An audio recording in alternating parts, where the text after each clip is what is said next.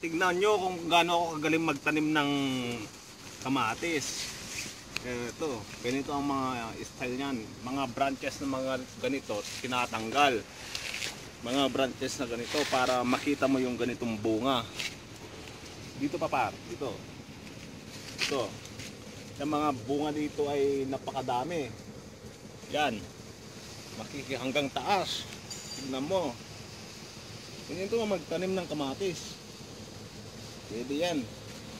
Tatanggalin natin yung mga branches na ganito para lumaki yung kanyang bunga. Yan. Yung branches na yan.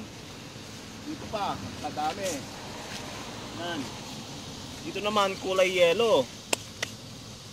Ito kinakain. Par, yellow par, hindi yellow. Kung yellow yan, maputi yan. Kaya nga kinakain to ng ganito lang. Tapos par. Basta mamumunga naman ng maayos yan, basta huwag ka na maniwala kay Jonas. Kaya nga, tignan mo to, tamis-tamis. Tumitingin lang sa YouTube si Jonas. Par, ayos na par. Par. Hindi par, sa sini mo par. Par, tignan mo itong tinanim ko. Isang buwan lang to. Napakadaming bunga par. Oh, isang buwan lang ha. Oh. Tignan mo. Kung kayo mahusay magtanim, meron kayong aanihin. Oh. Oh. Pare sili mo par. Yung sili par. Oh. Saan ka pa? Wala masyadong bunga eh. Oo. Hindi. Tingnan mo. Par. Subukan naman papakita natin kung gaano ko katabang ang anghang. Dapat ubusin mo. Par, masarap par.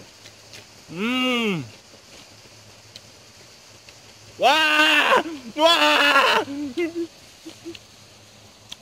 Masarap par. Doon tayo sa tinatawag na ampalaya par. Yan. Tayo sa ampalaya. Oh. Dahon pa lang. 1 kilometer na. 1 kilometer? Par, nasa mga bunga nito? Wag mong kalkalin, tinago ko, kukuhanin eh. Oh, ito par oh. Ba't pinagkukuha yung mga lalaki? Ay, grabe, ang daming bunga pare oh. Milyones pare. Mga ampalayang pampurga ng manok yan. Oh paro. Grabe mga bunga pare oh. Yan oh. Nasa Korea yan ha. Ang dami ah.